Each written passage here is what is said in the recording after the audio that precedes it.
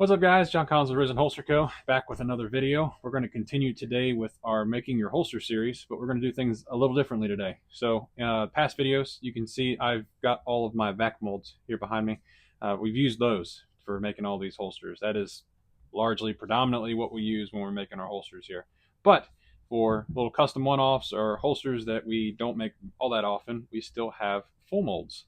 So today, that is what we're going to be doing. We're going to be taking this mold. This is for the FNS9, also for the FNS 40, and which is the main firearm that we're making this holster for. And we're going to show you guys how we block this out and make a old school holster. We're going to be making one of our Operator pancake OWBs and show you some of the jigs that we use, the foam, the whole process. Stick around.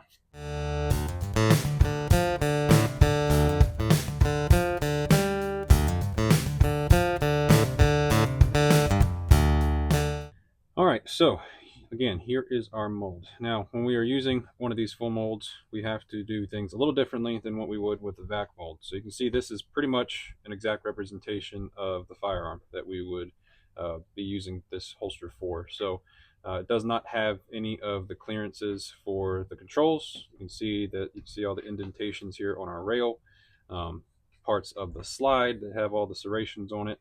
So these are all things that we don't want. If you were to have a version of this made up for the in a vacuum mold, one of those split molds that we use, we have a channel here that gave clearance for your slide release and your takedown lever. You'd have all of these filled in for your rail. All these little pieces would be flat. And the reason that we want to do that is the retention point on a holster of this style, we really only want it grabbing a hold of the trigger guard. And as the Kydex gets pressed into this, if it gets pressed into these serrations, if it gets pressed into this rail section, if it hangs up on these controls, that's going to, one, mess with our controls, but two, it's also going to screw up the retention on this holster. It's going to add a lot more friction in places that we don't want it and just make the overall feel of the holster bad. It'll also, especially if you get into these serrations or areas like this, as we use this holster, as we draw and reholster it, the Kydex is going to want to rub more on this slide than what it should, and it produces excessive wear and all that kind of stuff over time. So now that we're starting with one of these, we have to do ourselves, go back and make sure we have all of these clearances built in. Now, one thing I have already done to this mold, you can see where I've taken my Dremel tool and I have filed all of the controls down flat.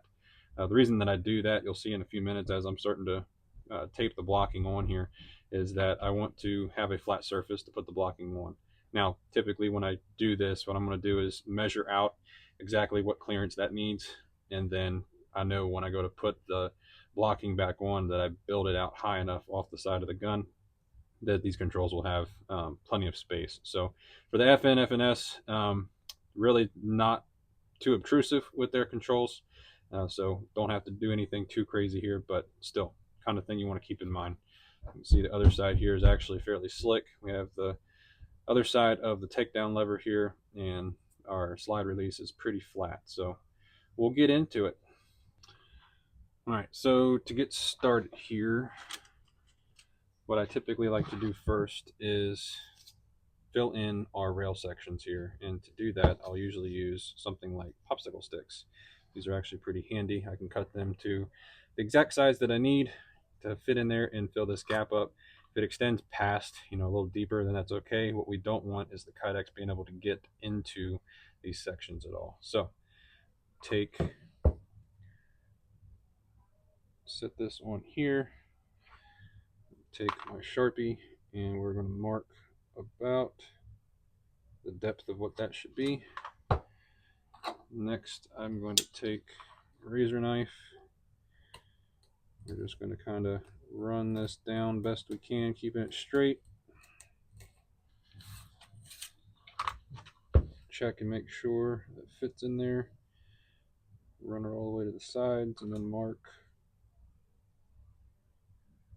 total depth of these that we need.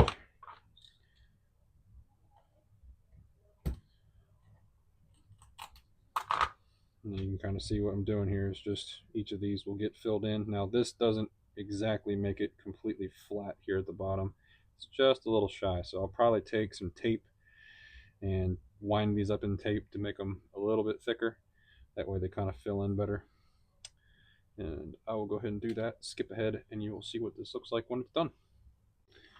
All right, so I've made them, just cut them to length, wrapped them up in tape, and you can see now, you might be able to see on the camera here, that it is just a hair taller than the grooves here. So now we don't have to worry about the Kydex getting anywhere in there that it doesn't need to be. So the next step will be to prop this up, put all these guys in place here, make sure they're all sitting down in there tight. This one actually is a little long still. There we go. We're going to take a piece of our wider tape here. We're going to tape them all in place, make sure they're straight.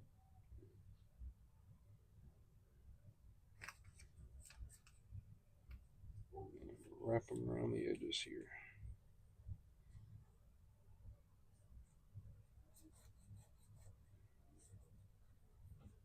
There you go. Simple as that. So now we can make sure that that section is blocked out.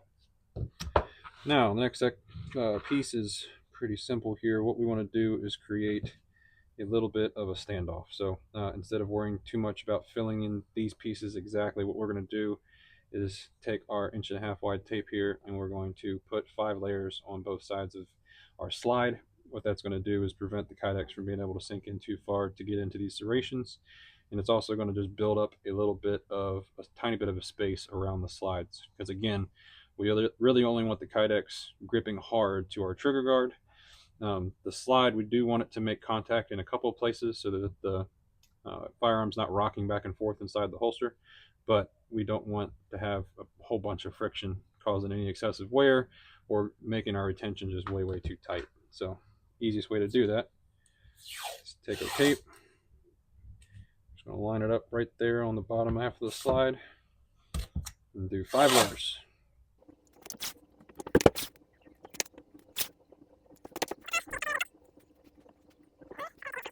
Now, for the sake of transparency, I don't want people thinking, watching these videos that aren't holster making people, that these are my ideas.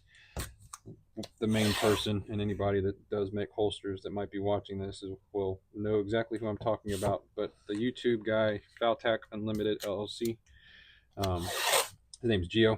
He was one of the, I guess you can call them, kind of pioneers into this holster making stuff, especially when it came to these full molds and things that you could do, little tips and tricks. The idea of taping the slide like this and other things.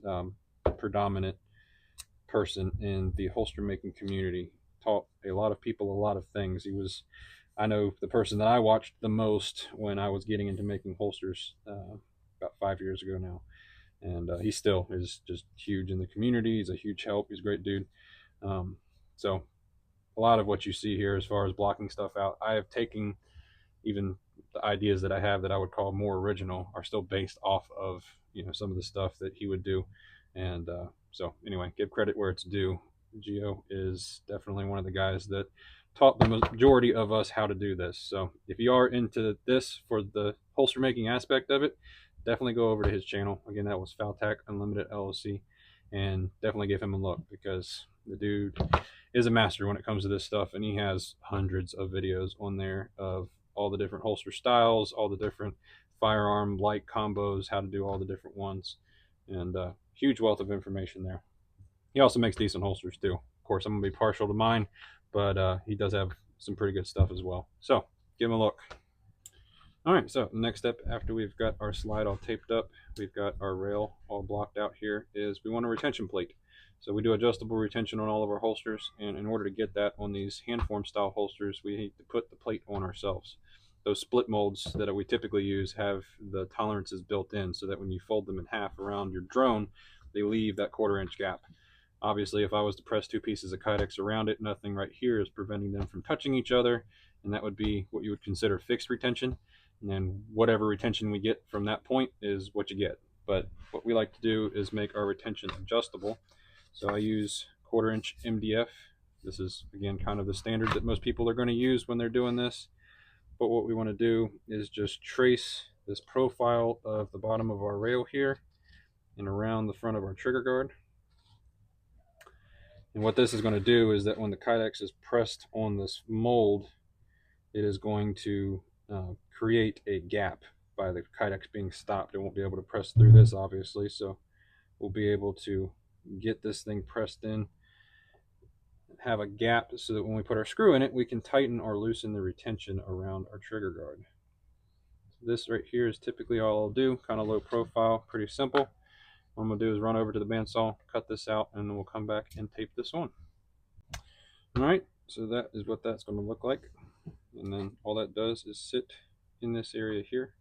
Now, when we press this, this is going to be for a left-handed individual, and I'm going to do more of an 80-20 split when I press this. What that means is typically if you were to put this in between two pieces of foam and press them together, then this is going to find middle, and the middle of our holster would be in the middle of our gun.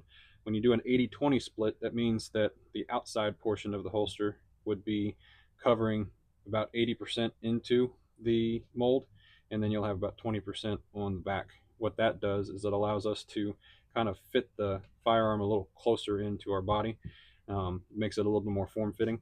And for our operator style outside the waistbands, that's what we're looking for. We're looking for something that can be concealed underneath of a jacket or a bigger shirt or something like that. So we want to make sure that we are doing everything we can to kind of get this thing sitting in as tight as possible. That being said, when we do this, again, left-handed shooter, so this is the body side, so I'm going to favor this retention point to this side of the holster. That way, when I set this on here, this is kind of how this is going to sit once it's on our mold, or on our jig, I mean. It'll sit somewhere in the neighborhood of about right there, just offset of center. Anyway, we tape that on. There you go. Now you have a retention point. So the next step and final step as far as blocking this thing out goes is all of our controls and then our sight channel. And I have for that complete containers here of little pieces of blocking. This is stuff that I have created myself over time, just little pieces that I need here and there for different firearms. There's different ones that I use for different things. This one here in particular is something that I created.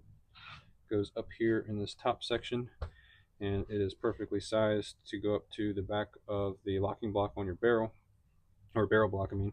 And what that allows is clearance, so that if you were to mount a red dot to the top of this, the Kydex is going to be padded out so that it's not pressing up against your red dot every time you try to holster or reholster. So tape those on, and I'm going to dig through here, kind of skip ahead for you guys as I find all the pieces, and then I'll come back to show you how we tape them on. Now, as far as taping this stuff on goes, we want to make it as secure as possible, because we are going to be putting this thing between foam and pressing on it very, very hard. Because we're doing that, it's going to have a tendency for these pieces to want to move. They're going to want to shift. So when we tape these things down, we want to make them as tight as possible. So typically that means instead of just putting one big old chunk over top of the whole thing, we're going to want to tape both sides of it down. Make sure we get these grooves around our edges here as tight as possible. And then even go as far as taping the front and the back. Basically want to catch it from all four sides here. Only thing that we really do want to be mindful of as we are putting all this on is that any wrinkles or any spots of the tape that aren't laying completely flat, once we press this, you will be able to see those. So we do want to try to make this as tight and even as possible. So there's the piece for that. The next piece we're going to use is for our slide release here. So we're going to stick this guy on here, and then same process as before. Take the top, the bottom, and the front and the back. Again, this is going to be a lefty, so this is the side that is exposed on the outside. A lot of times on outside the waistband style holsters, we would want to put a piece in that kind of like creates a funnel. Makes it easier for reholstering, but I do know this guy personally. goes to our church, and so he is going to be using this for concealment predominantly. Because of that, we want to make the front of this thing kind of as low profile as possible. I don't want to add any unnecessary bulk, considering that he is going to be trying to conceal this. So that takes care of the slide release, and then this piece here is made to just go right over top of that, and that it's going to take care of our takedown lever. Now, ordinarily, I would also do the magazine release, but in this particular case, I am just going to cut the Kydex up and around the inside of the mag release, so we're not going to worry about blocking it. We'll just make sure that we take care of that on the other end with the Dremel tool so that there's no clearance issues there.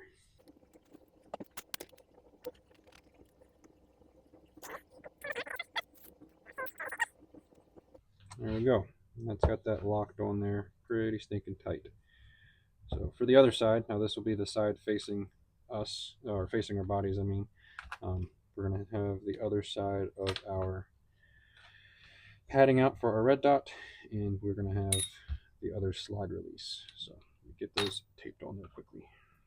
All right, so that is now taped on there. See both sides. Also went ahead and added a couple of extra pieces of tape to our retention block, or piece here, retention plate, sorry. Now down to the last and final thing. So when we press this, it's going to be sitting like this. Kydex is going to get pressed down on top of it. What we have a tendency to have happen with these pancake OWBs is that the Kydex is going to kind of want to roll around and tuck itself up underneath of this side. So what we want to do is kind of block out this back section of the sight channel here, kind of make it even with the slide, and that'll prevent that extra rollover from happening. So for that, I have typically in the past used longer pieces of aluminum like this, or I also, I believe, have got some other stuff. I'm gonna dig through and find it, and I'll come back and show you how that tapes on. All right, tape back together. Now you can kind of see what I'm looking at here. So I ended up using a piece of aluminum along the back. Didn't go so far as to take away the edge of the slide here. We still want that. And then I added a couple of pieces of popsicle stick taped to the top to give us a little bit of extra height there, in case you ever want to add suppressor height sights down the road or something like that. You may also notice this is not going all the way to the back. I'm not worried about that because this is getting RMR cut, so this whole section goes away. We're also not going clear to the front because this particular model is the long slide, but the customer is actually running the standard length. So this little section here in the front is also going to get cut off, and it'll be flush fit across the front. So now that we are blocked, we are ready for our Kydex and our foam. So let's move to the next step. All right, so time to form. So you can see that I've got my Kydex cut. You'll notice one of these is taller than the other. That is because that is the back piece, so that when we stick this on here, we have enough material to get ourselves a sweat shield back here. So we're going to stick these in the press and get them heated up. Before we get into actually pressing with foam, though, a little pro tip is heat your foam up. So this stuff at room temperature, when it's cold, is going to have less ability to compress. But when it's hot, it has a lot more kind of give to it. So when we're pressing with foam, definitely get it hot first. It gives us a lot more definition and a cleaner look. Earlier when I mentioned the 80-20, you can notice the difference in the thickness of this foam versus the foam that is on our jig here. That's going to allow the mold to go up into this foam far further than it will into this one, and that's going to then favor that to the side that we want it to favor it to. So this is also our outside the waistband jig. When we press, you can see the radius to the bottom of it here. That's going to allow the Kydex to form in a curve around our mold. And then once it's all cut up and everything, you'll notice at the very end how it has a radius, so it better fits, kind of contours to the side of your body. So I'm going to get this Kydex in the press here, get it heating up, and then I usually throw our foam back on top of the press just so that it's staying hot through the whole process. And then I will move you guys, and you'll get to see what it looks like getting all of this put together and put into our press.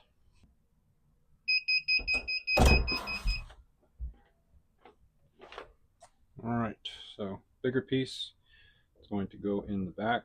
Make sure it's up high enough to get us a sweat shield out of it. From that point, we're going to then set our mold on here. Make sure that that Kydex is up high enough to catch the back. Make sure that this is centered up and that we have the proper, have the proper cant to it. I'm going to throw our front piece on over top.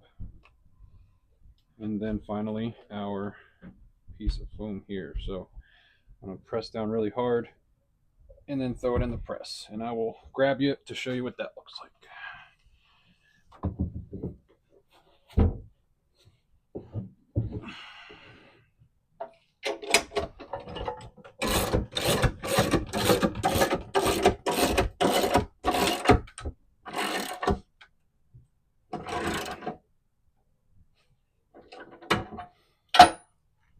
All right, so not enough hands to show you exactly how it goes in the press, but you can see now it's in here. Now what this is a motorcycle jack with a frame that I built out of some scrap wood. It's 4x4s, 2x4s, plywood, that kind of stuff. But basically what you want to do is you stick this in here and then apply force with the motorcycle jack to press down with this board on top of our foam, and it gets sandwiched in between the little table that we made and the plywood up top. And that just puts a ton of force on top of this thing versus like your typical methods that you would foam press with. So we're going to leave that in there probably about 15 minutes. Usually with the 2-layered style holsters where the Kydex is actually touching itself, it cools off much slower than a standard taco style. Taco style holsters are usually about 8 to 9 minutes versus the pancake style, usually almost double that time. So go ahead and let that time go, and then we'll see what it looks like when it comes out of the press. All right, so here we are out of the press. Apologies for not showing y'all taking it out. I actually filmed that and then realized after the fact that I had the phone flipped the wrong way, so it's gonna look goofy. But here it is. This is coming off the press, and you can see how it's gonna have that radius built into it now. So next step is to get the outline for our final shape. So I'm going to take, here is one of our drill jigs. I'm going to set that. Actually, before I get into that, we kind of want to give a rough outline of where we're going to cut this thing at. So typically coming across about here, up from the back of our slide, we're going to come across right here. Like I said earlier, we're going to come around that magazine release. And if we look at this sideways, we can kind of see, if I leave space for the RMR, I come back to here, if we're set at a right angle, it's going to put the other side of the holster about right here. There we go. And then from there, we can set this drill jig at the 90-degree angle and mark the holes.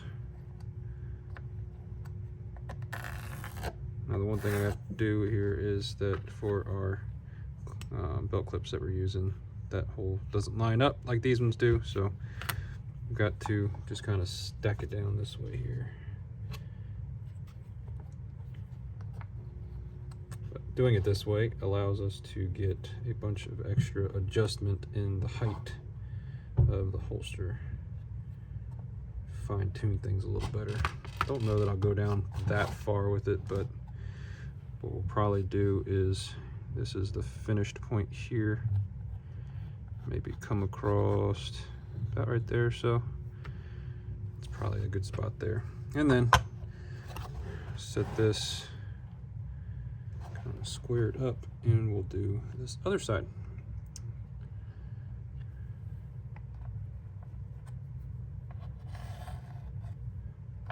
So 1, 2, 3, and 4. And then to kind of make it match, we'll come across here to the front and then back up. So that will more or less be the shape that we're going to have to cut out. I also forgot to add that before we get into cutting this, we're going to go ahead and drill these holes out. The reason being is that if this was to come loose, these two pieces come apart from each other. It's a real pain in the butt trying to get these things held back in place. Right now it's stuck together because of all that pressure that we put on it, pressing it. So it's a great time to go ahead and drill these holes out. That way they're all lined up in where they're supposed to be. Might as well show you guys this part too. So I use a 1/4 inch drill bit for this. That is because in order to hold these two pieces together, we're going to put these rivets in. These are the 8-9 size rivets, but these will go in these holes after we've drilled them. That way the two pieces of Kydex are permanently attached together. We're just going to stick this on here.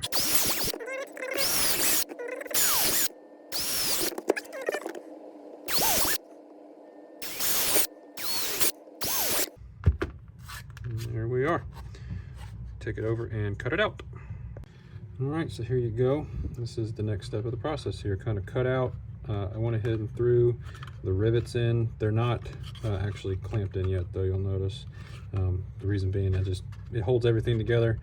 What we're going to do is go back and do all of our Dremel work, sanding everything flat, and go ahead and buff everything. And you guys have seen that in previous videos. If you haven't, please go back and check those other videos. Kind of shows that process in a little more detail. And then we'll get back to hardware after that.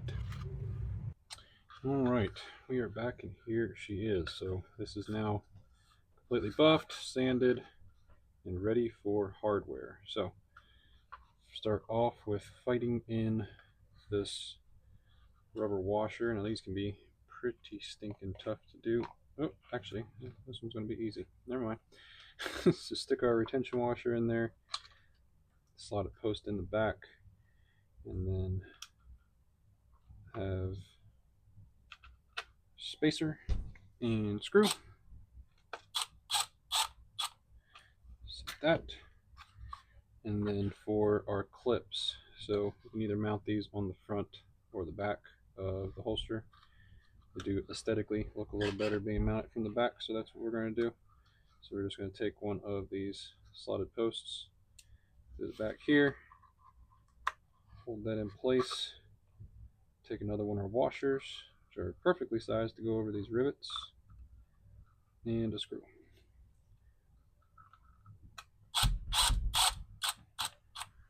Stick that in there, rotate that around.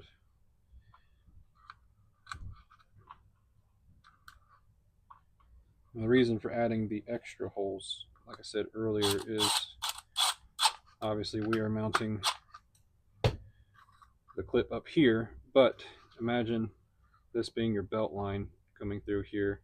Having it set here is dropping this holster down about as far as it will go.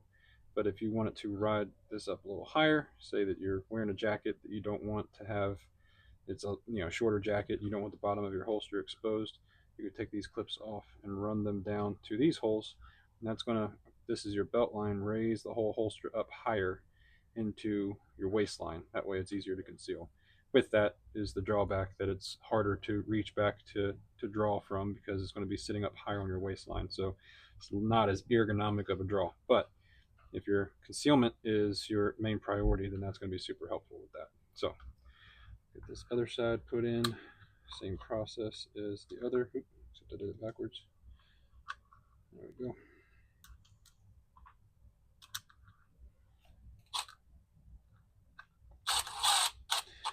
A little pro tip, or at least it's something that I have found: don't use a magnetic tip when you are trying to put holsters together, because a magnetic tip likes to grab things, and if you're especially trying to set something in place, like say these screws here, these little washers are metal as well, and you get that all perfectly spaced and you got it sitting where you need it, you could take a magnetic tip and now it's yanking stuff out of the way. It's a real pain in the butt. So going with the non-magnetic tip allows you to finesse things a little bit easier, makes that process just less frustrating. There we go, our assembled holster. And again, you can see, if we look at it from the top, it's got this really nice radius built into it, so it's going to hug our bodies much better than it would had it been flat or in with the bends and all that kind of stuff. Really good retention. Everything's held in there pretty good. Might need to adjust that just a hair, but really not too bad. You always got to check because these molds are most of the time pretty stinking close to being in spec, but definitely want to check it with the real steel. I'm gonna have this customer check it, make sure he likes it. Thankfully, it's a local dude, so I can always take it back and make some fine tune adjustments to it as well. But yeah, definitely a little bit on the tighter side. Anyway, there it is. There is a hand formed old school style pancake OWB for the FNS 9 or 40. Hope y'all enjoyed. Thank you for tuning in. Thanks for sticking around. And if you like this stuff, feel free to like the video and definitely subscribe if you haven't. Comment down below with any questions. And if you have any questions about this holster or the style of holster or any of the other holsters on our website, definitely reach out through info@risenholsterco.com by email. Or again, just comment on these videos because I do keep track of them and try to keep up with all the comments as they come in. Thanks, guys. God bless. See you on the next one.